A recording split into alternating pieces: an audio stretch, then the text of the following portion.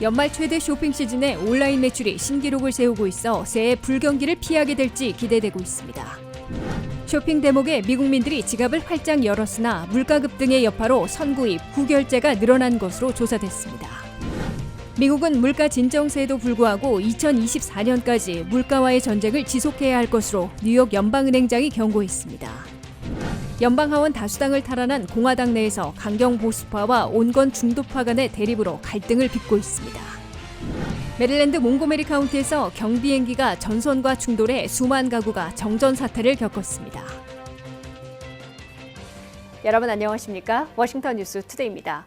추수감사절부터 블랙 프라이데이, 사이버 먼데이에 이르는 5일간의 최대 쇼핑 시즌에 온라인 매출이 잇따라 신기록을 세우고 있어 미국 경제가 새해 불황을 피하게 될지 기대되고 있습니다. 다만 매출 신기록의 상당 부분은 물가 급등에 따른 것으로 소비자들과 업체들이 예년에 비해 큰 혜택을 누리지는 못한 것으로 보입니다. 한면택 기자의 보도입니다.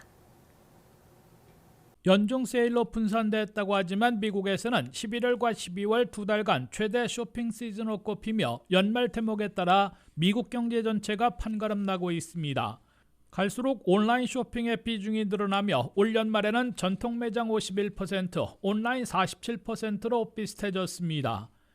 추수감사절과 블랙 프라이데이, 블랙 주말, 사이버 먼데이까지 닷새 동안 1억 6,620만 명이나 전통 매장과 온라인 쇼핑 대회에 나서 쇼핑 열기를 뿜어내고 있습니다. 특히 올 연말 대목에는 전체 절반을 차지하는 온라인 매출이 예상을 웃도는 신기록을 연일 세우고 있습니다. 온라인 매출을 추적하고 있는 아도비 분석에 따르면 매장 문을 닫고 온라인 판매 주력한 땡스기빙데이 추수감사절 하루 온라인 매출은 53억 달러로 예상치였던 51억 달러를 웃돌면서 지난해보다 2.9% 늘어나 신기록을 갈아치웠습니다. 최대 쇼핑일인 블랙 프라이데이는 예상보다 적은 인파가 전통 매장을 찾은 반면에 온라인 쇼핑에 대거 몰려 당일 하루 온라인 매출이 사상 처음으로 90억 달러를 넘었습니다. 최종 집계로는 91억 2천만 달러로 예상을 웃돌며 전년보다 2.3% 늘어났습니다. 아도비 분석은 온라인 매출이 토요일에는 45억 2천만 달러, 일요일에는 49억 9천만 달러에 달한 것으로 계산했습니다. 최고의 온라인 매출을 올리고 있는 사이버 먼데이에는 하루 온라인 매출이 112억 달러에 달할 것으로 아도비 분석은 예측해놓고 있습니다. 지난해 사이버 먼데이 하루에 107억 달러의 온라인 매출을 기록했는데 올해는 5.1%나 더 증가할 것으로 기대되고 있습니다. 아도비 분석은 닷새간의 전체 온라인 매출이 2,097억 달러로 지난해보다 2.5% 늘어날 것으로 예상해놓고 있는데 추수감사절과 블랙 프라이데이에 예측을 뛰어넘었기 때문에 전체 온라인 매출 예상치도 웃돌 가능성이 나오고 있습니다. 온라인 매출과 전통 매장의 매출을 모두 포함하는 11월과 12월 두 달간의 전체 소매 판매는 올해 9,426억 달러 내지 9,604억 달러로 지난해보다 6 내지 8% 늘어날 것으로 전미 소매연맹은 예측해놓고 있습니다. 이는 10년 평균 연말 매출 증가율 4.9%보다 근 2배나 급증하는 것이어서 연말 대목만 잘 살리면 미국 경제가 2023년 새해 가벼운 불경기로 넘어가거나 잘하면 피할 수도 있다는 기대를 높여주고 있습니다. 다만 미국의 소비자 물가 상승률이 10월에 전년에 비해 7.7%나 급등해 있기 때문에 미국의 소비자들은 돈을 더 쓰고도 상품과 서비스는 덜 산 셈이 됐고 폭탄 세일을 찾아 다녀야 했으며 업계는 재고 처리 밀어내기 세일에 주력해야 했기에 수익을 크게 올리지는 못하고 있는 것으로 해석됩니다. WKTV 뉴스 한면택입니다. 미국 최대 쇼핑 대목에 미국인들이 온라인을 통해 지갑을 활짝 연 것으로 나타났습니다. 다만 물가 급등의 여파 때문인 듯 선구입, 후결제가 많이 늘어난 것으로 조사됐습니다. 미 소비자들은 올해 블랙 프라이데이 기간 동안 온라인 쇼핑을 통해 91억 2천만 달러를 지출한 것으로 나타났다고 어도비 분석을 인용해 CNBC가 보도했습니다. 이는 전년 대비 2.3% 증가한 것입니다. 또한 역대 블랙 프라이데이 중 최대 규모로 90억 달러를 넘어선 것은 올해가 처음입니다. 온라인 하루 평균 매출 규모가 약 20억에서 30억 달러인 것을 놓고 봤을 때 평상시의 3배 수준입니다. 당초 어도비는 올해 블랙 프라이데이 온라인 쇼핑 총액이 전년보다 1% 늘어난 90억 달러에 그칠 것으로 예상했습니다. 10월 하루 평균 온라인 판매와 비교해 전자제품은 221%, 장난감은 285%, 운동 장비는 218% 판매가 증가했습니다. 올해 블랙 프라이데이 행사에선 게임 콘솔, 드론, 애플 맥북, 다이슨 등이 가장 인기 있는 판매 품목에 이름을 올렸습니다. 블랙 프라이데이 온라인 판매의 48%가 스마트폰에서 이루어지면서 모바일 주문 기록을 경신했습니다. 이는 작년보다 44% 증가한 것입니다. 다만 많은 소비자들이 고물가와 인플레이션으로 어려움을 겪고 있어 선불 결제가 아닌 후불 결제를 선택한 것으로 나타났습니다. 어도비 애널리스틱스는 블랙 프라이데이 주간이었던 11월 넷째 주에 온라인 쇼핑 후불 결제 규모는 그 전주에 비해 78% 증가했다며 후불 결제 수익은 같은 기간 동안 81% 증가했다고 밝혔습니다. 또한 블랙 프라이데이 온라인 판매 검색 분야에서 오프라인 소매업의 최대 강자 월마트가 세계 최대 전자상거래 업체 아마존을 꺾었다고 밝혔습니다.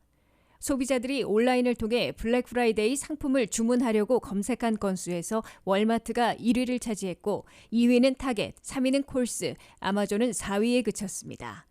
월마트는 블랙 프라이데이 온라인 검색 규모가 전 세계 10억 건이 넘어 1위를 기록했습니다. 올해 월마트 웹사이트를 통해 상품을 검색한 건수가 전년 대비 386% 증가함에 따라 지난해 1위를 차지했던 아마존을 따돌린 것입니다. 미국은 물가 진정세에도 불구하고 2024년까지 금리 인상과 긴축을 통한 물가와의 전쟁을 지속해야 할 것으로 뉴욕 연방은행장이 경고했습니다. 존 윌리엄스 뉴욕 연방은행장은 물가 진정세가 시작됐으나 연준이 선호하는 개인 소비 지출 물가로 현재 6.2%에서 올 연말에는 5에서 5.5%, 내년 말에는 3에서 3.5%로 낮출 것으로 예상돼 2024년에도 물가 잡기를 지속해야 할 것으로 밝혔습니다. 김지수 기자가 보도합니다. 미국 중앙은행 연방준비제도가 앞으로도 1년 이상 물가와의 전쟁에 주력할 태세를 보이고 있습니다. 존 윌리엄스 뉴욕 연방은행장은 28일 미국의 물가가 진정되기 시작했지만 연준의 목표인 2%까지 낮추는 데는 1년 이상 걸려 물가와의 전쟁을 2024년까지 지속해야 할 것이라고 강조했습니다. 윌리엄스 뉴욕 연방은행장은 미국의 물가는 연준이 선호하는 PCE 물가로 9월 현재 6.2%에서 올 연말에는 5에서 5.5%로 낮출 수 있을 것이라고 내다봤습니다. 이어 2023년 말에는 3에서 3.5%로 더 낮출 것으로 윌리엄스 뉴욕 연방은행장은 예상했습니다. 하지만 이 같은 미국의 물가는 연준의 목표치인 2%를 훨씬 웃도는 것이어서 연준의 물가와의 투쟁은 2024년까지 지속될 것으로 존 윌리엄스 뉴욕 연방은행장은 설명했습니다. 윌리엄스 뉴욕 연방은행장은 최근 들어 지구촌 수요가 급속도로 냉각된 반면 공급난과 병목 현상은 해소해 물가가 진정되기 시작했다고 밝혔습니다. 또한 미국 내에서 렌트비 상승이 크게 둔화되고 있고 잡 오프닝의 감소로 임금 상승 압력이 줄어 앞으로도 물가를 추가 진정시킬 것으로 윌리엄스 뉴욕 연방은행장은 덧붙였습니다.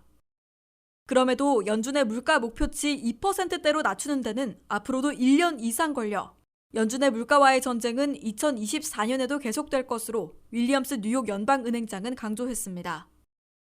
윌리엄스 뉴욕 연방은행장은 12월 13일과 14일 열리는 올해 마지막 FOMC 회의에서 0.5포인트 금리를 더 인상할 것이냐는 질문에 아무런 반박을 하지 않아 속도 조절을 기정사실화했습니다. 미국의 기준금리가 12월에도 0.5포인트 올리며 4연속 0.75포인트 인상을 포함해 7차례에 걸쳐 모두 4.25 내지 4.5%까지 끌어올리게 됩니다. 이어 2023년 새해 2월 1일과 3월 22일에도 각각 0.25포인트씩 더 올려 내년 3월에는 5%대 금리 시대를 열게 될 것으로 보입니다.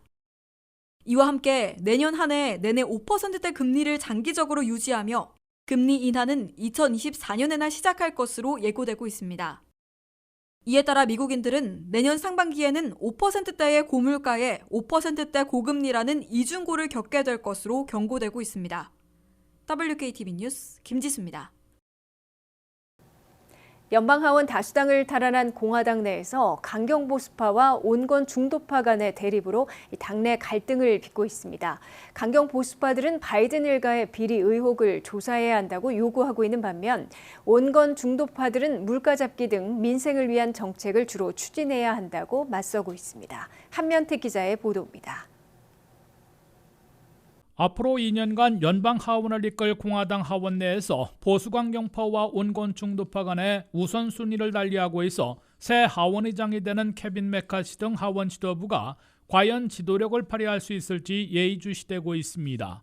보수강경파들은 조 바이든 대통령의 차남 헌터 바이든을 중심으로 바이든 일가의 비리 의혹부터 철저히 파헤쳐야 한다고 펴르고 있는 반면에 온건 중도파와 뭔가 성과를 내야 하는 지도부는 민생 챙기기, 물가 잡기에도 나서야 한다고 맞서고 있다고 의회 전문지 더 힐이 보도했습니다.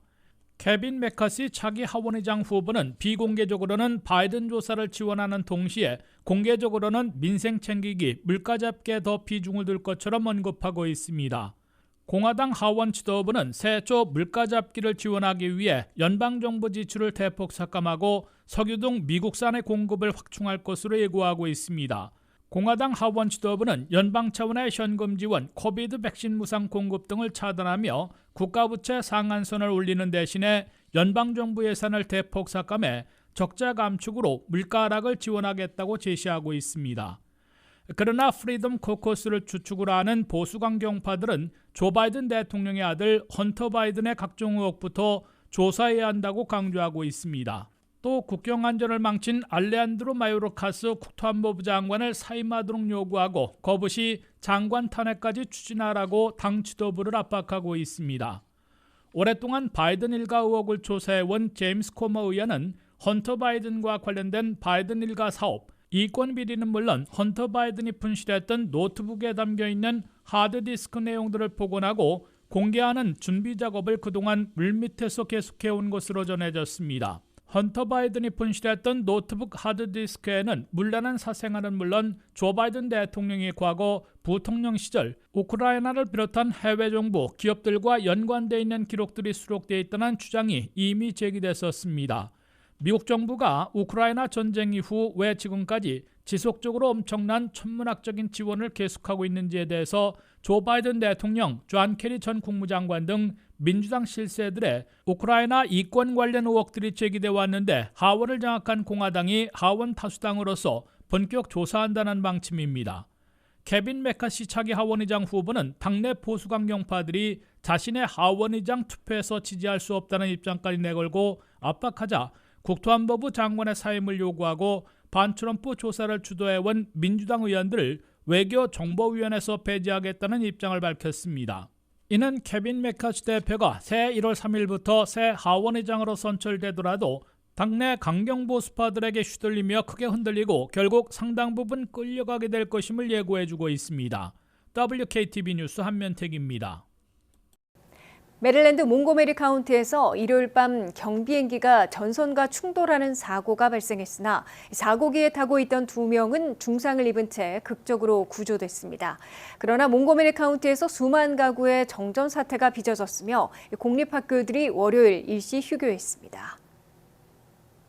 한인들도 많이 살고 있는 메릴랜드 몽고메리 카운티에서 보기 드문 경비행기 사고가 발생했습니다. 뉴욕을 떠나 몽고메리 카운티에 도착하려던 경비행기가 일요일 저녁 5시 30분 몽고메리 빌리지에 있는 전선과 충돌했습니다. 이 사고로 경비행기는 수시간 동안 전선에 끼어 매달려 있는 보기 드문 상황을 보여줬습니다. 특히 60대 후반의 조종사와 승객 등 2명이 공중에 매달려 있는 사고기에 수시간 동안 갇혀 있다가 중상을 입은 채 가까스로 긴급 구조대에 의해 구조돼 병원에 후송됐습니다.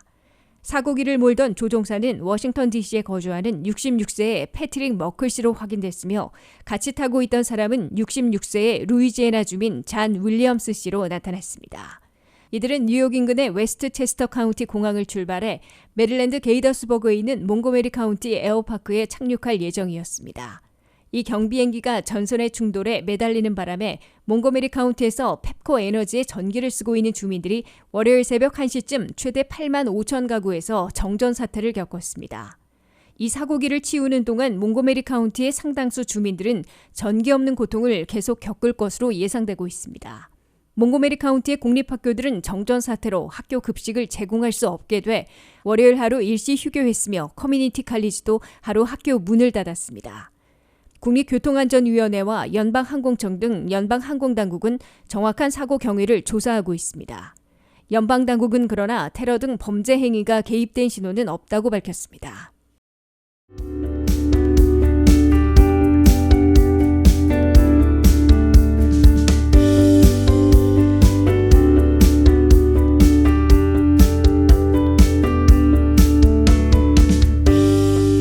이상으로 워싱턴 뉴스투데이를 마치겠습니다. 시청해주신 여러분 고맙습니다.